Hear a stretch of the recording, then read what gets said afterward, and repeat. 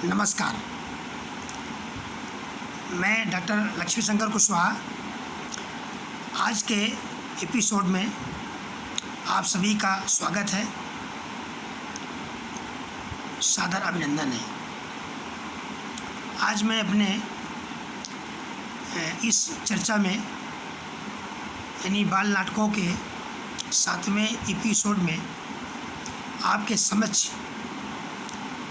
बाल एकांकी नाटकों के संबंध में नाट्यकारों का और रंगकर्मियों का क्या दृष्टिकोण है उसके बारे में चर्चा करूंगा। प्रायः होता ऐसा है कि जो व्यक्ति या जो रचनाकार बाल नाटकों को लिखता है उसे बाल नाटकों का रचयिता या रचनाधर्मिता के नाम से उसे जानते हैं। उसे बाल नाटकों का लेखक या रचयिता कहते हैं। बाल नाटकों का लेखन और कोई करता है और कभी कभी काफ़ी एक ही नाटक लेखक कई नाटक लिख देता है और वो अपने ही लिखे नाटक मंचित नहीं करा पाता या उसके नाटकों को कोई मंचित नहीं कराता है। मंचन और कोई कराता है। बाल नाटकों में अभिनय भी वो करता है और बाल नाटकों का निर्देशन भी करता है, बाल नाटकों का मंचन कराता है और रंगमंच की सारी बारीकी तकनीक से परिचित होता है। ऐसे व्यक्ति को नाट्यकार या रंगकर्मी कहते हैं। तो आज ऐसे रंगकर्मियों की क्या बाल एकांकियों के संबंध में या बाल नाटकों के संबंध में क्या दृष्टिकोण है, ऐसे ही आज हम महानुभावों के बारे में चर्चा करेंगे। जब हम बाल नाटकों के इतिहास से लेकर और आज तक देखते हैं तो हम पाते हैं कि बाल नाटकों के रंगकर्मी बहुत कम हैं और उनमें से मैं कुछ रंगकर्मियों के मैं नाम लूँगा जो कि बाल नाटकों के प्रति समर्पित रहे हैं। उनमें से एक नाम है कानपुर से डॉक्टर निष्काम प्रसाद। आपने बच्चों के नाटक खेले हैं, निर्देशन भी किया है, अभिनेता भी रहे हैं और आपने नाटक लिखे भी हैं और आपने स्वयं नाटक लिखे, उनको मंचित कराया और मंचित कराने के बाद में आपने 24 नाटकों की एक पुस्तक तैयार की, रत्नों की वर्षा। तो सारे उसमें उनके स्वरचित और अभिनय बाल नाटक हैं। आपकी फ़ोटो मैंने प्राण के साथ भी देखी थी और आप राज कपूर से भी आपका कुछ बहुत तालमेल रहा है। तो इस प्रकार से आज मैं सबसे पहले मैं डॉक्टर निष्काम प्रसाद बाल नाटकों के रंगकर्मी हैं, नाट्यकार हैं, निर्देशक हैं। इनका क्या मानना है, इनके बारे में मैं चर्चा करता हूँ, आपके मत के बारे में चर्चा करता हूँ। डॉक्टर निष्काम प्रसाद जी का मानना है कि बाल एकांकी एक ही दृश्यबंध पर अभिनीत होना चाहिए।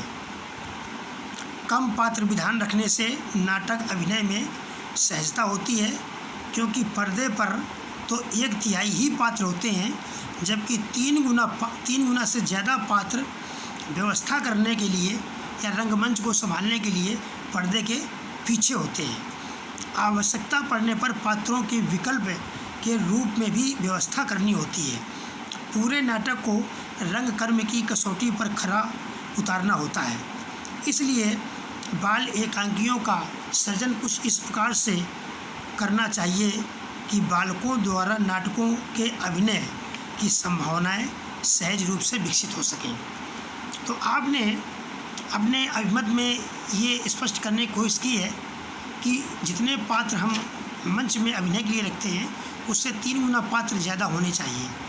इसलिए नाटक में ज़्यादा पात्र नहीं होना चाहिए। अगर ज़्यादा पात्र हैं तो व्यवस्था संभालने के लिए बहुत पात्र हो जाएंगे और वो एक अव्यवस्था का कारण बन जाएगा। अब इसके बाद में मैं दिल्ली के एक नाटककार हैं, दिल्ली के सुविख्यात निर्देशक अभिनेता स्वर्ण रावत, अब ये उत्तराखंड से संबंध रखते हैं और ये दिल्ली के सरदार पटेल विद्यालय में लोधी स्टेट में है, रंगमंच के शिक्षक हैं। और जब इनकी मेरी मुलाकात हुई थी वही 2008-9 के आसपास, तब ये वहाँ क्या कहते हैं कि शिक्षण दे रहे थे। और ये बाल रंगमंच पर कुरुक्षेत्र विश्वविद्यालय से इन्होंने अपना पीएचडी के लिए रजिस्ट्रेशन आपने कराया था। अभी काफ़ी दिनों से मेरी आपकी बात नहीं हुई है।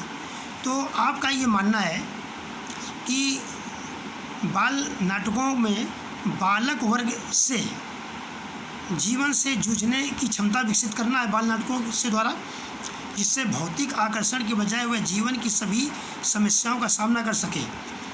बच्चों को विभिन्न विषयों की शिक्षा नाटकों के माध्यम से दी जा सकती है। नाटकीय पद्धति से बच्चे आसानी से समझ जाते हैं। गणित विषय के अध्यापन में दो बच्चों को बिठाकर बिंदु दर्शाया जा सकता है। दोनों बच्चों के बीच एक बालक को लिटाकर बिंदु से जोड़ने वाली लाइन को समझाया जा सकता है। इस प्रकार के प्रयोग दिल्ली, मेरठ, देहरादून के कुछ विद्यालयों में हो रहे हैं। इस पद्धति के प्रयोग की व्यापक संभावनाएं हैं। सारे देश में बालकों की शिक्षा में इनका प्रयोग किया जा सकता है। ये आपके विचार हैं और आपने बाल नाटकों मंचन के संबंध में आपने जर्मन तक में आपने भारत का प्रतिनिधित्व किया है। तो ये भी एक व्यवहारिक कहते हैं कि बाल नाटककार हैं। बच्चों के नाटक लिखते भी हैं, उनका मंचन भी करवाते हैं और बच्चों के स्कूल में नाटकों के शिक्षक भी हैं। इसके बाद में अब हम आते हैं कानपुर में हमारे मित्र और हमारे मित्र सहयोगी श्री तुलाराम कुशवाहा जी हैं। वो लगभग पिछले 15 वर्षों से बच्चों के नाटक लिख रहे हैं और बाल नाटक का निर्देशन कर रहे हैं और बाल नाटक का मंचन कराते हैं और काफ़ी अच्छा प्रयास करते हैं। और एक एक नाटक में 10-10, 15-15 दिन वो परिश्रम करते हैं। कुछ पैसा नहीं लेते हैं, ये कार्य केवल वो समाज कार्य के लिए करते हैं। आइए आपके क्या विचार हैं। अभी मेरी आपसे परसों उनसे टेलीफोन पर बात हुई थी।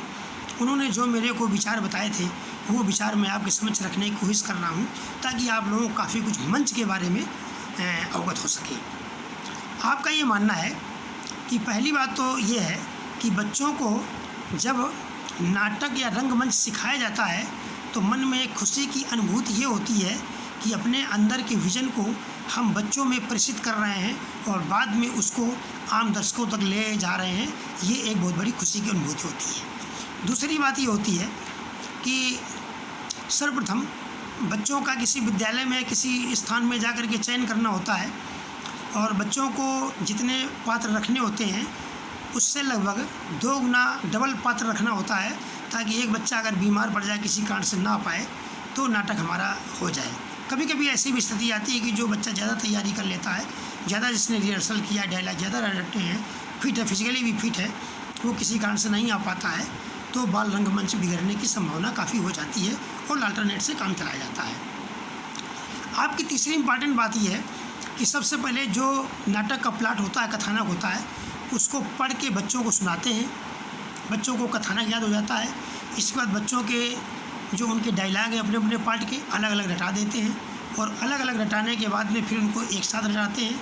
और एक बाल नाटक के बच्चों को कम से कम 10 से 15 बार रिहर्सल करना पड़ता है, तब जा कर के नाटक कहीं तैयार होता है और फिर उस नाटक को अभिनीत करते हैं।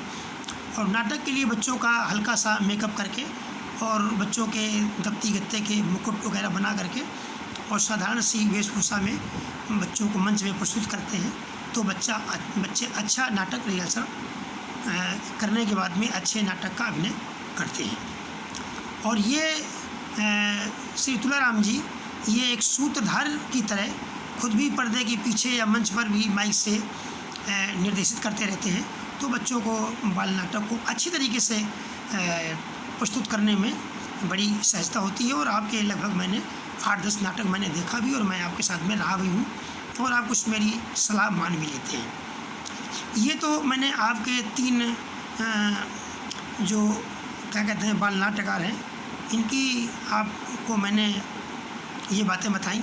अब मैं चौथे उस बाल साहित्य के कहते हैं कि प्रथम शोध विद्वान डॉक्टर हरीशचंद्र देवसरे के अभिमत का भी जिक्र करना चाहूँगा, जिन्होंने मुझे ये तो नहीं पता है कि वो उन्होंने कितना रंगमंच जिया, लेकिन उन्होंने जो अपने शोध ग्रंथ बाल साहित्य एक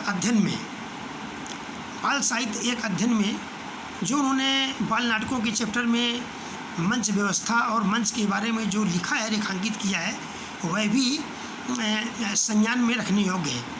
सबसे पहले इन्होंने कथानक की बात की है और कथानक में उन्होंने ये बताने की कोशिश की है कि कथानक स्पष्ट होना चाहिए और सीधा साधा होना चाहिए और बच्चों का जो मंच है नाटक के कथानक के अनुरूप होगा। इसका नियोजन बच्चे बड़ों की सहायता से कर सकेंगे। इस रंगमंच का आकार कैसा हो, ये पहली समस्या है। ये समस्या को आगे बढ़ते हुए आपका ये कहना है, जहाँ तक हो सके बाल रंगमंच अत्यंत सीधा साधा होना चाहिए। इसमें पर्दे, प्रवेश द्वार और अन्य सामग्री आदि ऐसे हों जो आसानी से मिल जाए और बच्चे उसमें अभिनय करने के समय सहजता महसूस कर सकें। साथ ही इसमें बच्चों को अभिनय करने में कठिनाई भी न हो। फिर ये एक चेतावनी भी देते हैं, बहुत से पर्दे, कई प्रवेश द्वार, मेज, कुर्सियाँ आदि बाल कलाकारों को भ्रम में डाल सकती हैं और इससे अभिनय बिगड़ सकता है। यानी कहने का मतलब है कि मंच एकदम सीधा, जितना मंच सीधा साधा होगा उतना ही अभिनय में सुगमता होगी। अब ये वेशभूषा और पात्र के बारे में आपका मानना है कि साधारण वेशभूषा जिससे बच्चे परिचित हों बाल कलाकारों के लिए अच्छी होती है। ज़्यादा तड़क भड़क वाली जो होती है वेशभूषा, उससे बच्चों को अभिनय के दौरान असहजता महसूस होती है। इसके बाद में आपका मंच व्यवस्था और प्रकाश व्यवस्था के बारे में भी आपने प्रकाश डाला है और आपका मानना है कि मंच व्यवस्था एकदम सीधा साधा होना चाहिए, पर्दे आदि कम प्रयोग हों और प्रकाश की व्यवस्था बहुत कम से कम की जाए और अगर संभव हो तो पर्दे के पीछे संगीत भी रखा जा सकता है। अगर संगीत है और संगीत नहीं है तो कोई ऐसा आवश्यक नहीं है।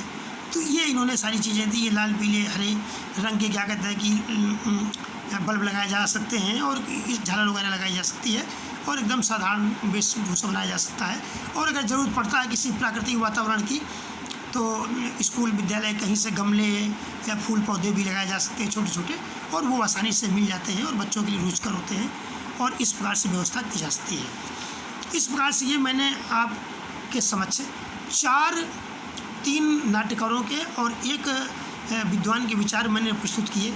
आप मुझे ऐसा उम्मीद लग रहा है कि आपको इससे सारा सब कुछ स्पष्ट हो गया होगा कि हमारा बाल जो रंगमंच है, मंच की व्यवस्था कैसी होनी चाहिए। और अब मैं अपना मत ये जोड़ना चाहूँगा कि इसमें दृश्य परिवर्तन बार बार नहीं होना चाहिए। मंच व्यवस्था ऐसी होनी चाहिए कि एक बार मंच सेट बन जाए और सारा नाटक उसी में अभिनीत हो जाए। इस प्रकार से होने चाहिए। बच्चों की पात्र, वेशभूषा, सारी चीज़ें ऐसी होनी चाहिए कि जो सहज उपलब्ध हो। ऐसा ना हो कि उसको इकट्ठे करने में समय हो या मंच पर वो व्यवस्था लाई न जा सके। दूसरी एक बात और है, ये ध्यान देने पिछले मैंने अपने एपिसोड में संकेत दिया था कि ये बहुत आवश्यक है कि कम से कम पात्र हों और ये बच्चों के लिए जो आवाज़ है, आवाज़ सभी दर्शकों तक पहुंच जाए या भीड़ भाड़ जितने भी दर्शक हों वहाँ तक पहुंच जाए। इसलिए माइक की व्यवस्था बच्चों के अनुसार होना चाहिए। अगर बड़े बच्चे हैं तो एक माइक उनके पास होना चाहिए, छोटे बच्चे हैं तो उनके लिए भी लटकाया जाना चाहिए। और माइक ऐसे भी लटका सकते हैं कि बच्चों को कुछ दिखाई दे या कुछ ना दिखाई दे। और यदि आप राष्ट्रीय परिवेश के या सैनिक परिवेश के हैं तो आप उसमें एनसीसी की ड्रेस है, बच्चों की, छात्रों की ड्रेस है और आम बच्चों की है। इस प्रकार से आप ड्रेस व्यवस्था, कथानक और ये सब करते हुए, साधारण मंच व्यवस्था करते हुए और आप मंच की व्यवस्था कर सकते हैं और बाल रंग मंच में नाटकों का अभिनय करवा सकते हैं। आप लोगों ने हमारा व्याख्यान सुना, अपना समय दिया। आप लोग हमारे उसको चैनल को सब्सक्राइब कर रहे हैं, आप लोग उसको देख रहे हैं, हमारा मनोबल बढ़ा रहे हैं। आपका बहुत बहुत धन्यवाद, आपका शुक्रिया। Thank you very much.